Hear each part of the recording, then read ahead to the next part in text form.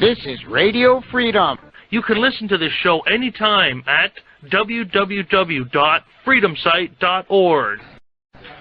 Those of us who are patriotic in your neighbor to the north used to be very proud of the great Dominion of Canada. It's no longer a place to be very proud of. We used to be called the true north, strong and free. Well, I guess geographically we're still in the north. Our armed forces might have trouble whooping the Haitian army, so we're no longer very strong. And I can certainly assure you we are no longer free. My two major areas of concern are immigration and freedom of speech. And I like to ask, how are things going in Canada? And I say very badly. We're getting more immigration and less freedom of speech. I don't think it needs to be said too often just how vital freedom of speech is. All other political rights begin with that. If you don't have freedom of speech and freedom of expression, it doesn't much matter whether you have the right to go to the ballot box and choose between Tweedledum and Tweedledummer. Without the right to speak and the right to be heard, all other political freedoms are pretty illusory. I'm going to give you a quick tour of the state of freedom of speech in Canada. Now, I understand that your former president, the electronic zipper from Arkansas, was recently giving a speech in Hamilton, Ontario. I can't imagine why anybody would want to go to Hamilton, Ontario, except for a big speaking fee, but I assume that's what he was doing up there. But I'd like you to know that the 26th President of the United States, the Rough Rider, Theodore Roosevelt, is banned in Canada. Thanks to Canada Customs, this book, Theodore Roosevelt on Race, Riots, Immigration and Crime, is banned. The thoughts of the 26th President of the United States, not allowed in Canada. It's hate. Knowledge always seems to worry the powers that be. Any sort of knowledge that happens to challenge the orthodoxy of the time is very, very upsetting. Another book that's banned in Canada, Shockley on Eugenics and Race, the application of science to the solution of human problems. His thoughts on human behavior and eugenics, banned in Canada. Well, what about discussions of freedom? Oh, can't do that either. Race, Intelligence, and Bias in Academe. This book deals with scholars who've been attacked on campus for their views. Scholars, for instance, like Shockley, Arthur Jensen, and our own Canadian free thinker, perennially in trouble, Philippe Rushton. A book about freedom of speech. I must say these books, when they're banned, are not banned because the banners can cite any particular passages that are particularly offensive. They're banned because groups give them a hit list. They have the catalogs of the publishers that bring out these books, and they just dutifully ban them. I've had a long, long battle with Canada Customs. These battles have ended up in court in some cases, various lower levels of appeal, and so on. And we even have a list of banned books, which is regularly added to every 3 months. Every 3 months they'll list all the books and films that they seized in the previous 3 months and what the decisions were, if any. And in one of my numerous battles with the Customs, I got the current list of banned books and tapes and videos, and even book lists. It has been banned on several cases. The Sons of Freedom book list was banned at one point. One of these particular lists of banned books, I was flipping through, and I was looking at some of the tapes that were not banned. They were seized, but were not banned. I'll give you the titles. I obviously have not seen these videos, and perhaps they're wonderful things, but I'll give you the titles, and you judge for yourself. Anal Sluts. Now, that was seized by the Customs, but was decided to be all right. Anal with an Oriental Slant. Now, I have no idea what that is, and maybe it's a fine movie, for all I know. However, that got in. That was okay. So you can watch Oriental Sluts, if you like, in Canada, but you can't read the thoughts of the 26th President of the United States. And I know why. I know why. You can sit in front of that boob tube and watch Anal Sluts till your eyes bug out. You're no threat to the authorities.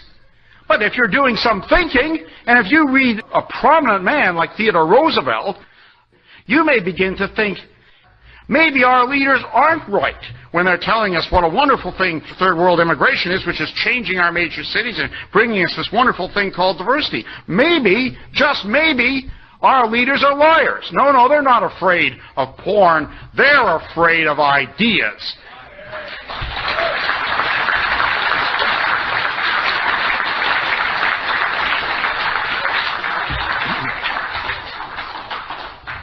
we have under the Criminal Code a hate law. It's Section 319, and Section 319 makes it a criminal offense to willfully promote hatred against any of a long list of privileged groups, race, religion, sex, etc.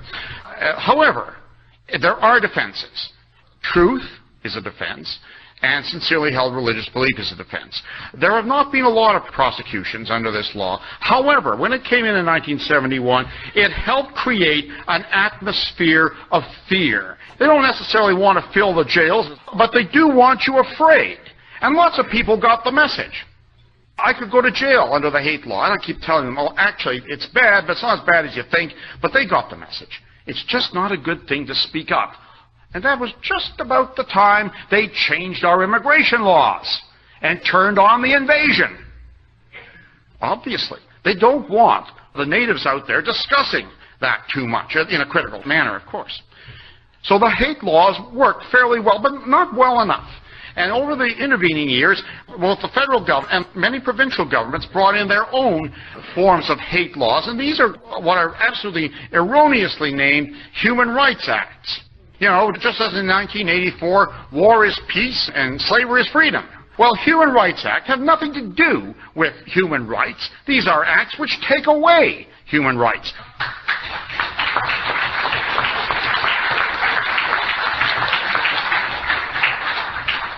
They are iniquitous and they are an affront to the Anglo-Saxon system of justice.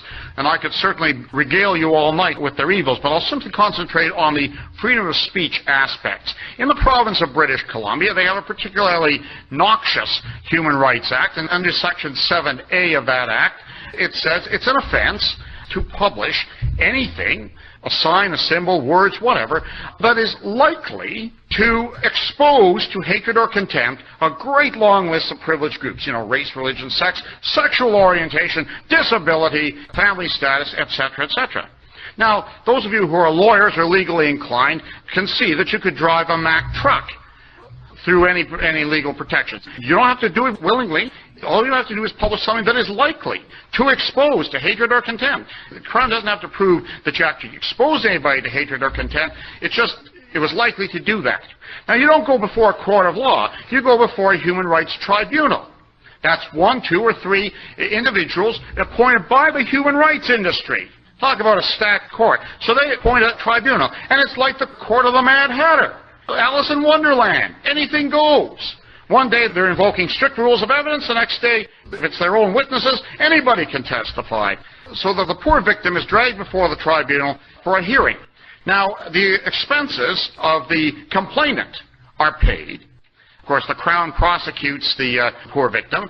Even if the victim wins, he doesn't get his expenses, as you would in a normal libel case, in a civil case. So there's every motivation for the troublemakers and the censors to complain, and even if you win, you lose. Well, one example involves a World War II veteran. He's accused of being a Nazi apologist. He's accused of being a racist. He's accused of being a hater. But you may have trouble believing that when I tell you that Sergeant Doug Collins of the 2nd Lancashire Regiment, who enlisted in 1938 in the British Army, who served in the British Expeditionary Force in France, who was captured by the Germans, who escaped 11 times from German prisoner of war camps. It is a little difficult for you, and I'm sure it is difficult for any reasonable person to believe that that man is a neo-Nazi. He is not. But he is an old-fashioned Englishman who believes he should speak his mind, and he certainly does. And he was the terror for many years as columnist for the North Shore News in North Vancouver of feminists. Didn't like them very much. Homosexuals and lesbians, he didn't think very much of them either. Of hordes of multiculturalists, he thought very little of them, and of the Liberal government in Ottawa in general. There were many protests at the newspaper and attempts to get to boycott it, and none of these succeeded at all. He was immensely popular, and advertisers had to pay a premium of 10% extra to advertise on his page. He was that popular. Finally, after the BC government brought in the law, which they fully admitted, the socialist regime, which was recently defeated in British Columbia, brought in this law in 1993, and they freely admitted this was the Kill Collins Act. They wanted to get this guy. And one socialist cabinet minister said, well, the courts don't always do what we want them to do. So that's why we have to bring it in this way in the Human Rights Act. They couldn't prosecute him under our existing hate laws, so they brought in this Section 7A of the Human Rights Act. As you might well predict, it wasn't long before somebody complained against Doug Collins. Who might it be? Well, it wasn't the Germans. Canadian Jewish Congress. So he was dragged before a human rights tribunal, fought the good fight, and lo and behold, at the end of it all, he won. He won, but he didn't win. He won, but it cost him and his supporters $203,000 to have freedom of speech confirmed. That wasn't the end of it. A few months later, an operative for the League for Human Rights of B'nai B'rith in Victoria charged him, in one case, for the same column that he'd already been acquitted on, and 3 other columns. His column that so totally twisted their tails was one called Hollywood Propaganda, and in it, former Sergeant Collins of the 2nd Lancashire Regiment made fun of Schindler's List. And Sergeant Collins said, I haven't seen Schindler's List and have no intention of doing so, and I won't watch the Academy Awards. I'm going to predict, he said, I know who's going to win. And he said Schindler's List would win, and he said that's because Hollywood is overwhelmingly controlled by Greenlanders. This absolutely outraged people. And notice, of course, nobody actually said, no, Sergeant Collins, you're absolutely dead wrong. Schindler's List didn't win the Academy Award because, of course, they went ahead and did so. Nobody said, Mr. Collins, in fact, it's Irishmen and Germans that run Hollywood. Because, of course, that wouldn't wash either. No, it's just that you shouldn't have said it. Anyway, he was prosecuted, another long case, and he said, I'm not going. I'm going in and I'm reading a statement, so a number of us marched in there waving signs and showing our total contempt for the entire process. I don't recognize your legitimacy. This is a phony legislation. I cannot get a fair trial. Do whatever you want. And already walked. He was duly, of course, convicted. That is in the process of being appealed to what we call a real court, because we think we can get the law knocked down as unconstitutional. We'll be right back to our Radio Freedom feature presentation after these short messages. The quest for equality shows how one fine-sounding idea, equality, has piled up tens of millions of human corpses over the past 200 years. Through the terror of the French Revolution to the horrors of 70 years of communism in Russia, China, Cuba, and elsewhere. Those trying to impose equality have killed millions to make the world better, of course. The quest for an impossible equality continues with rank discrimination such as anti-white employment equity or affirmative action measures. Get this brilliant new booklet by Professor Kenneth Hilborn, The Quest for Equality. Send $6 to CFAR at Box 332, Rexdale, Ontario, postal code M9WSL3. And now back to our feature presentation on the Radio Freedom Network. My time is running out. I want to get to 2 more areas that are really a very vital concern. Federally, we also have a law that is similar to the British Columbia Human Rights Act. Now, I might point out that in human rights kangaroo court, truth is no defense. In fact, as far as I can see, there are no defenses unless you could somehow say that, oh, I'm not the guy who did it.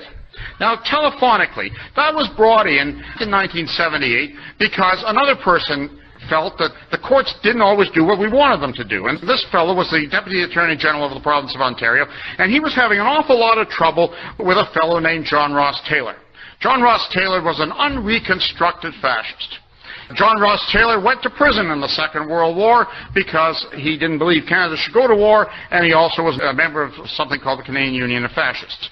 By the 1970s, John Ross Taylor was well into his 60s, and he was an eccentric old man, very nice man, very eccentric, and he had his own views about things. So John Ross Taylor found this new means of communication called the telephone answering machine. And he would read something from the daily papers, summarize the article for you, and give you his opinions in about a 3 or 4 minute message. This is what had the Deputy Attorney General of the province of Ontario so exercised. Now, those of you who want to do a little bit of math, supposing the message is 3 or 4 minutes long, and supposing people call just in exact sequence, that might be 15 people could listen to it in an hour, times 24. Supposing they did this every hour of the day, what sort of threat is that? What sort of threat, even if he had the persuasive powers of William Jennings Bryan, what sort of threat is that to any healthy state? Well, I don't know what sort of threat it is, but it certainly bothers people that even one person in the nation has a dissenting thought. They couldn't get John Ross Taylor under the hate law. Do you know why? Because what he was saying was largely true. So what they did was they passed Section 13(1) of the Canadian Human Rights Act, which makes it a discriminatory practice to say anything that is likely to expose the usual suspects to hatred or contempt. So John Ross Taylor knew the law was there. He just kept on with his telephone messages, and he was, of course, prosecuted. He probably made a mistake. He decided he'd be his own lawyer, and it was just a gangbang. They just beat up on him ferociously, and they ordered him to cease and desist. That's all they could do in those days. Well, he said, so what? Went right back to it. Well, you can't quite say so what to these type of people, because an order of a human rights tribunal is like a court order. And they say, that's contempt of court. You violated that court order, off to jail for 1 year. He went right back to it. As soon as he got out of jail and he served his full 1 year, if he'd been in there for mugging a little old lady, they would have let him out after 4 months on mandatory supervision. But no, political prisoners have to do the full sentence. So he went right back to it and once again was duly convicted. And at this point, Doug Christie became his lawyer and fought all the way to the Supreme Court. But in 1990, he was again sentenced to 1 year in jail. The man was over 70 years of age. And I told this to an audience, and this, of course, came back to haunt me. They said I was very disrespectful of the courts and certainly didn't show the right attitude, didn't show the right appreciation of a diverse and multicultural society. But I said it to that audience in Toronto, and I'll say it to you. If John Ross Taylor, being your stereotypical dirty old man, gone down to the schoolyard in a trench coat and done this type of thing, and if he'd come before a judge, the judge would have said to him, come on there, Mr. Taylor, act your age. Keep that coat buttoned up, keep out of the schoolyards, and don't darken my court again. We're not going to put you in jail. Get out of here. But at 70-some years of age, back to jail he went. That's how seriously they take these things. Many other people have been prosecuted under this. But along came a man I know many of you have heard of, and some of you have probably heard and met and admired and supported, Ernst Zundel. They tried everything under Canadian law to get him. They dragged him up in front of court twice under this ancient law called the false news law. Eventually, he was twice convicted, went to the Supreme Court. The law was declared unconstitutional. His enemies, mostly Greenlanders, were scratching their heads as to what they might do to get something on him, and they came up with something really bright, and this thing was Section 13(1). Now, remember I said it was a discriminatory practice to communicate telephonically. Well, these wise guys, taking their lead from the new director of the Canadian Human Rights Tribunal, a hefty lady called Madame Falardeau-Ramsay, who until very recently was busy teaching human rights to the people in Timor. Her commission was collapsing in Ottawa before her, but she was gallivanting down to East Timor to teach them the Canadian way of human rights. Only recently they were headhunting and killing each other. So anyway, Madame Falardeau-Ramsay let it be known that they would welcome anybody who would complain about this new thing that really has them worried, the Internet. Now, there are experts, and I'm sure anybody who knows much about the Internet can see that the Internet is not telephonic communication. If you don't believe me, go and get a payphone and dial your server. Will you be able to get on the Internet? No. You'll get... You will not be able to get on the Internet. It is not telephonic communication. Nevertheless, in 1996, Ernst Zundel was prosecuted under Section 13(1). Now, he had a good lawyer, had a good legal team, and our organization joined as what you would call an amicus curiae. We were simply an intervener. And we duked it out with the powers of evil, the federal government, and a list of interveners from here to there that are all on the side of the prosecution. The League for Human Rights of B'nai B'rith, am I sounding repetitive? The Canadian Jewish Congress, the Wiesenthal Center. The case went on intermittently until this February. The tribunal let it be known that truth was no defense. In fact, it was difficult to know who you could possibly bring as a witness. We did very much want to have a historian. Well, they wouldn't let us have Forson. Forson was examined, but he was too biased. Not that their experts, of course, paid $5,000 for their testimony, didn't have a certain bias, but Forson wasn't any good. Then we got this black scholar, Tony Martin. Well, they called Tony Martin a racist and an anti-Semite. Tony Martin was the wrong type of historian. He was an expert in black history.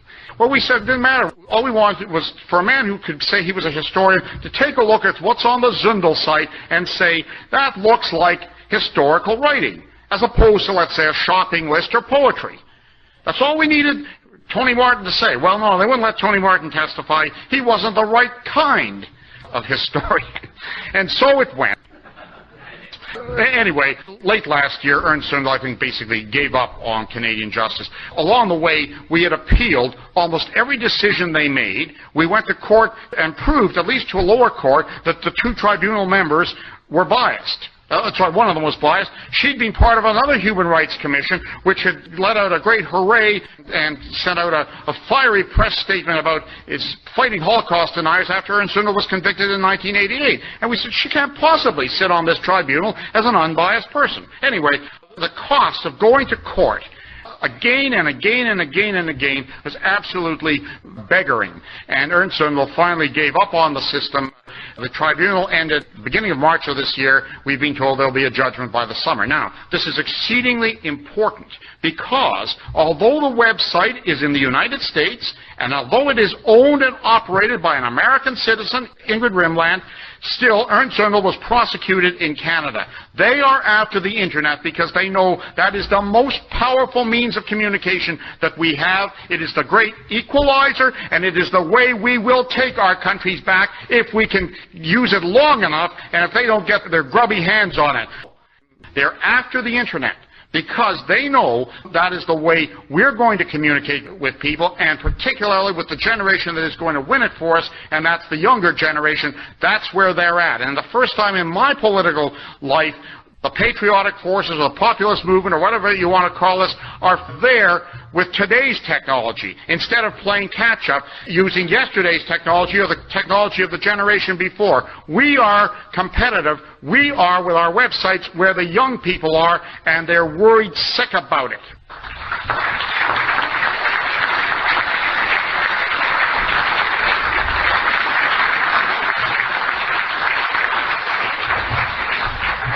The First Amendment. That is all that stands between you and the fate that we have suffered in Canada. You know, we have a Charter of Rights and Freedoms, and it sounds really good. We have freedom of speech, freedom of religion, freedom of the press, freedom of assembly, all these great things. And you say, well, what are you talking about there, Mr. Fromm? You've got all those freedoms there, just like your First Amendment and other guarantees you have. But there's a weasel clause. We have all these freedoms subject only to such regulation as is demonstrably reasonable in a free and democratic society. Well, the judges have driven a Mack truck through those protections. Sure, you've got freedom of speech, as long as it's not important. In fact, Malcolm Ross, a great Christian, a great patriot, fellow teacher like me, only he isn't a teacher anymore, he got fired too.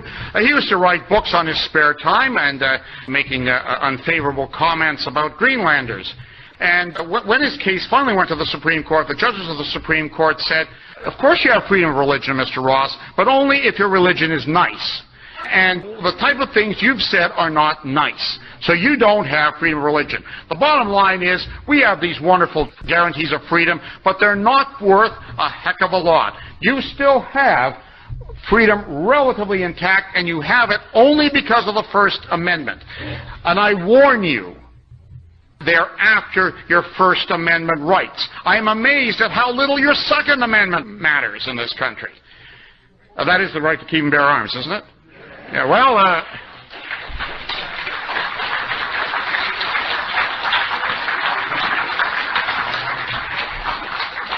if they gutted that one like an old fish, they can certainly do that to the First Amendment. And I will conclude with one prediction. How might that be done? Because it sounds like you've got a pretty ironclad guarantee. I'll tell you how it can be done. It might be done by declaring that hate speech isn't speech, but it is a form of assault. And, of course, you're not free to go around punching your neighbor in the nose. So, hate speech is not speech. You're perfectly free to say, yay, New York Yankees, or yay, Detroit Tigers. That isn't going to offend anybody. But if you engage in hate speech, you're not engaged in free speech, you're engaged in a form of assault, and therefore you will pay the penalty. That's my prediction. Guard it. For God's sakes, guard it, because it's all that stands between you and becoming a captive nation. Thank you.